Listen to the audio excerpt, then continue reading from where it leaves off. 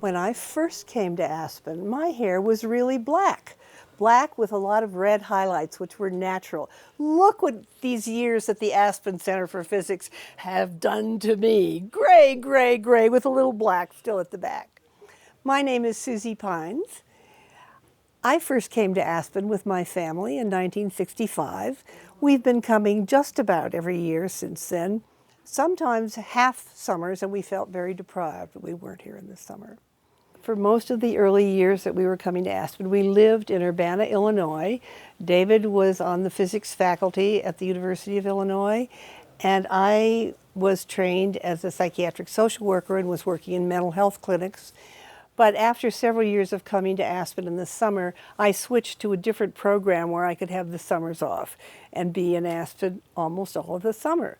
But getting ready to come to Aspen with small children and dogs and cats was always a bit of work, quite a lot of work. But when we got here, it was terrific. Aspen was a very small community at that time, and the Physics Center was a very small community.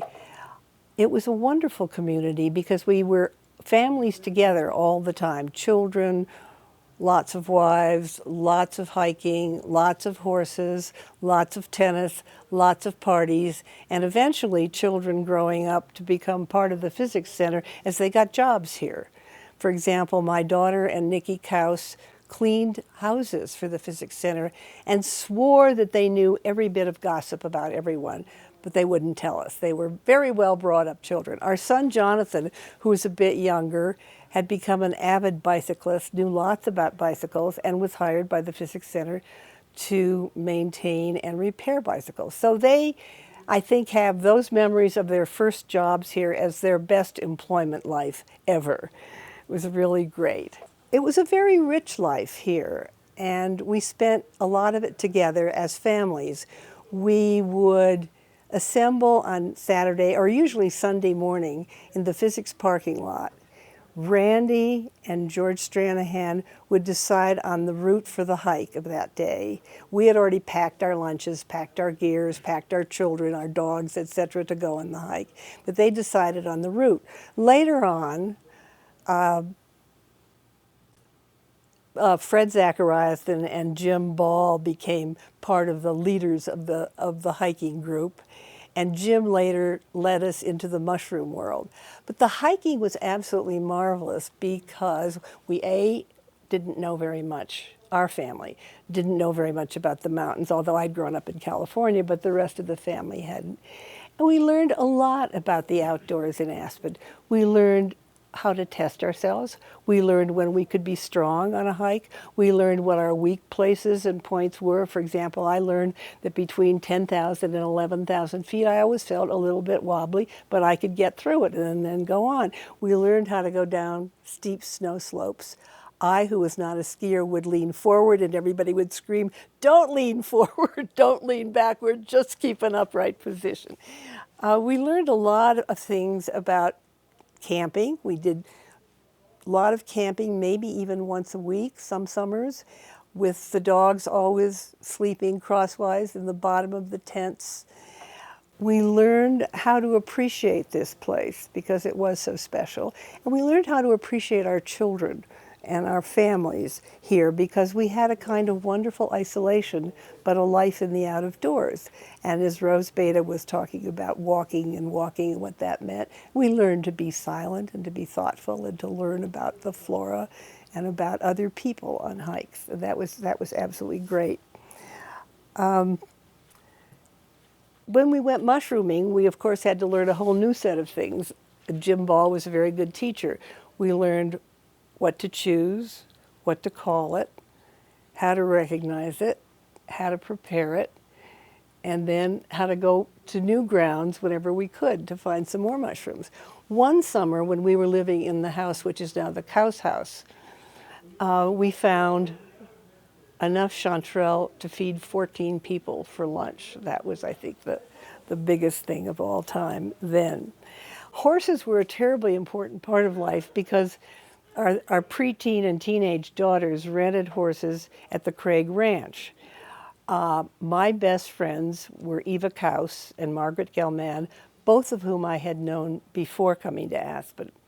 our daughters, together with several other daughters, the Zachariasen daughters and a lot of town girls, would all go out every single day to the ranch.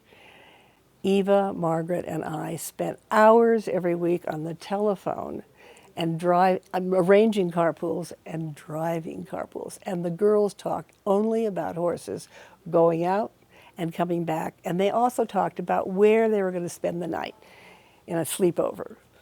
Usually they spent the night at the Gelmans because the Gelmans were always in the biggest house. It had more bedrooms, it had more floor space, and it had more bathrooms. So they were great places for girls to, comb their hair, talk about their horses, stay up late all night, and so on. Eva and I used to go to the Gelman house once a week to use Margaret's washer and dryer because the rest of us did not have washers and dryers in our houses. Margaret would bake bread, even though there was a super bakery in town where you could buy bread. But Margaret loved to bake bread, and so she would serve Eva and me tea and bread and jam, and we would each do one load, a washer and a dryer load. The rest of the time, we went to a place on Main Street, which was at about where Gusto's restaurant is now, and it was called the Whale of a Wash. We spent hours and hours there trying to spell one another so one could do something else with one's hours there, but that was the life of the laundromat. And we had lots of clothing because the kids were riding, they were repairing bicycles, we were hiking, there were dogs. It was every summer was a summer of laundry, laundry, laundry. But that was connected to the things we loved doing here. And going to have tea with Margaret was always very special because she was such a special person and we just had a great time together. Our daughter Catherine's birthday is on the 13th of August. And so that was one of the big features of every summer, celebrating her birthday. It was an event. There were always big events associated with that birthday. One event was to take I think the first one we did when Catherine was about 10, was to take all the little girls with whom she'd become friendly, some, physics girls and town girls from riding and so on. And we took them all out to Toklot. And they all had identical clothes on, little dirndls, which cost a fortune, which Ellie sold. And no sooner did a girl child arrive with her parents, and we would see the other girls in these dresses. She had to have one, the new girl had. So there were I have photographs somewhere of these girls out in the meadow at Toklot, just in sort of like May rings, just moving around Maypole things, but without a pole. Another couple of times I took them up to the mesa above the Craig Ranch. Now that was a big operation to get all the food up, all the sleeping bags up, all the stuff up there. And finally, at about 1 o'clock in the morning, the girls would go to sleep, and the first Aspen Airways flight would come in from Denver over the mesa and wake everybody up just as the sun was rising, or so forth and so on. But that was a lot of fun. The most memorable birthday that I think we had here was the one which was up at Capitol Lake, and we and the Gelmans, the Kouses and Zacharias and some other people all hiked up to Capitol Lake. And I had purchased for that celebration the new dehydrated cake mix for camping trips. And I had just put it all together when a huge storm came over, and I stuck the cake was mixed in its tin and in its foil thing, all of that newly on the market. And I put the cake under a scrub oak, and it hailed so hard that little bits of the scrub oak got into the cake. And forever after, everybody tasted the flavor of the scrub oak in this sort of, too sweet cake. But that was that. For me, one of the big parts of life here was tennis. And it wasn't always with physics people. I think I started tennis with other people I had met here, like Joan Harris and a lot of other people. And then there were a lot of physics tennis tournaments. And so tennis was, part of life almost every day that I could squeeze time for it. I think from the very beginning, we had an especially rich life in Aspen because in our first house here, we were living on the grounds of what is now the Historical Society. And the then president of the Aspen Institute, a man by the name of Alvin Urich, and his wife lived there, and we got acquainted with him. He had been president at Stanford, And through some mutual connections, we got to know one another, and they invited us to their parties, and they started inviting David and me to the Institute cocktail parties, where we met all kinds of wonderful people. And I don't think that happened early on to the other physicists who were here. It just was the luck of the draw of being with the Urichs. And then Catherine Pines got invited by Patricia Moore in her shop to help out there once a week. And so through that we got invited to Pat's art openings and parties and so forth. And so we got to know a lot of people in town, a lot of Institute people, and then Joe Slater became president of the Aspen Institute, and we knew Joe and spent a lot of time there. So that was part of the richness, the additional richness of being here at Physics Center, Aspen Institute, and the town. We also drank a lot at these parties. Everybody did that. It was very jolly, I mean, it wasn't peculiar, but the Institute had a lot of visitors, a lot of cocktail parties. We had a lot of parties here, and it was a pretty jolly place for the most part, I think. When we'd returned at the end of a hike, everybody was pretty tired, in large part because we did strenuous things increasingly as we learned more about it, and as our leaders felt we were more capable, we, our family, and other families, and also because the day was long. One was encouraging small children up and down, and the dogs were running back and forth and so on. So when we get to town, we would dump our packs at our houses, I think, or maybe just sometimes leave them in cars and go to the Onion or Mother Lode or the pizza place. I can't. Pinocchio's, yeah. So the Onion was usually the first choice, and everybody always ordered almost the same thing all the time. The children always ordered spaghetti. I always ordered veal scallopini with spaghetti. And then as they grew older, we'd give them money and they'd go to Pinocchio's and we'd go to the Onion, or maybe even a little bit more substantial kind of place. I mean, not more substantial than the Onion. I should say less familiar than the Onion. So that was how it went.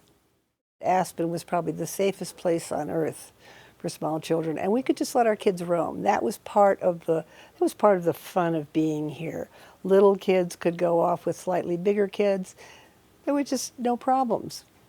People would get home, etc., go out the next day. And one of the favorite things for the kids to do in those early years, the 60s and the 70s, early 70s, was to crawl along on the floor of the tent between the rows of seats and play a kind of hide and seek or whatever other kind of game they might have invented. I mean, it could have been, whatever. Some imaginary game we were never told about, but that was part of the fun of Aspen for the kids. I mean, they certainly weren't interested in music, except for maybe a very few who were precociously musical and were interested in the concerts. The rest of us could drift in and out of concerts. You were never uncomfortable about getting up and going out if you wanted to. People did start sitting on the lawn early on, but we usually went inside. And the rain came, and the old tent would just, the noise would just be wild, and everybody would look up and wonder if it was going to hold, and all the canvas was going to hold. It was a Ringling Brothers and Barnum tent construction, I think, which had been arranged for by maybe Bob Craig or somebody, I don't know who, but it was part of the thing. I think we all told them not to go into the mine, but one day Jonathan Pines, when he was about, I don't know, 8-ish or something like that, came home and he said, "I just found my mind." And we sort of went on with this for a little bit, what incredible thoughts had he had that he was going to tell us or not tell us and so on. And finally, after a lot of conversation, it turned out that he had found a tipple facing south to the left of Shadow Mountain.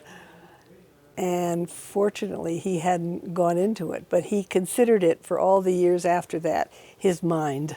It was his favorite mine, and he imagined, you know, while he was still fairly small, miners going down and coming out, but that was his mine.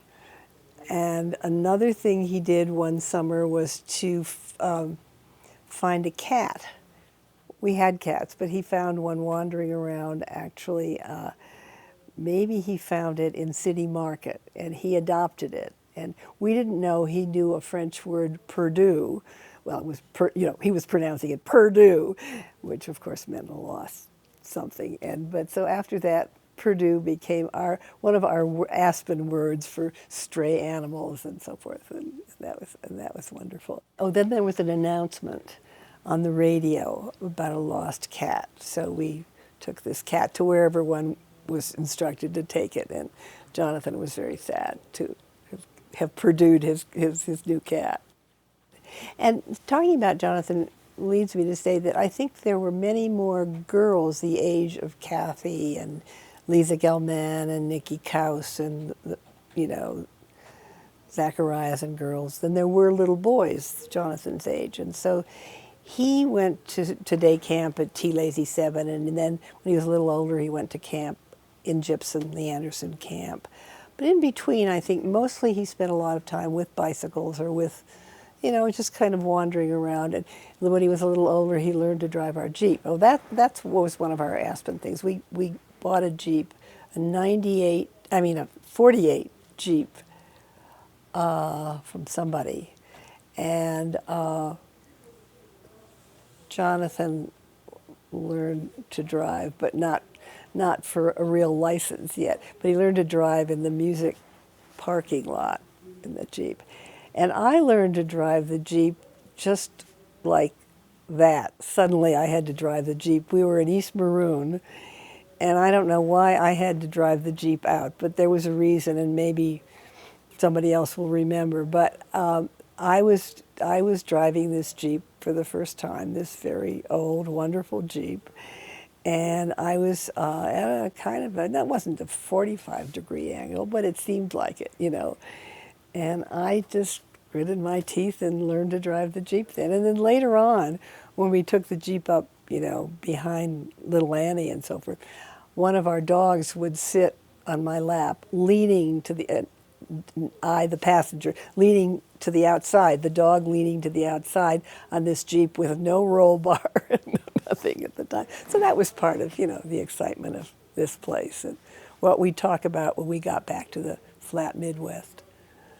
I wonder if you, from your point of view, whether you think David got work done. You know, I think David got a lot of work done. He got a lot of work done, A, because like most of his fellow physicists, he likes to work.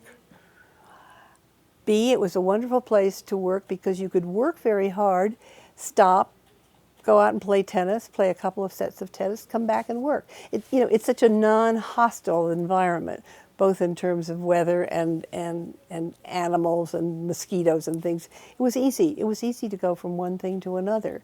And I think he loved being here because he could also start inviting younger people with whom he worked. And he's always liked to have young people working with him, and he's good at that, I am told. And so it was the beginning of that kind of life. It was easier to bring them here than to invite them to the heat of the Midwest in the summer. And it was easier on the family too. Everybody was just much more, you know, comfortable here. Jonathan got to know the Duran boys, as they were called, and he was closest in age to the middle Duran son, Tim. And over these later years now, as adults with children of their own, they see one another when Jonathan and Tracy and our grandchildren come out here. They have a wonderful time together, and it really takes us all back to the early years. I mean, here are kids of kids of kids, and it's just lovely. I have one hiking story to tell, and that is that sometime in the last decade, a group of us set out for Grizzly Lake, and we got to the meadow, sort of the topmost meadow before you get to the long, long trail up to the lake. And we had lunch, and everybody was very lazy, and I guess maybe we'd started later than we usually did, and maybe, you know, whatever. Maybe we were a bit older. Anyway, we all stretched out on the grass and people started taking naps. And suddenly somebody sat up and said, well, what are we going to say when we get back to Aspen about our hike today? And I said, we don't have to say that we went to Grizzly Lake. We can say that we went to Grizzly, that our hike was to Grizzly. We don't have to admit that we didn't go up to the lake because that was the decision made. There was one young Russian couple who were with us, and we sent them up to the lake while we continued our nap. But ever since then, we've always been free to say, well, we didn't hike this weekend, or maybe we will tomorrow or something. But you know, it was a rigorous hiking life early on, and it's mellowed a bit.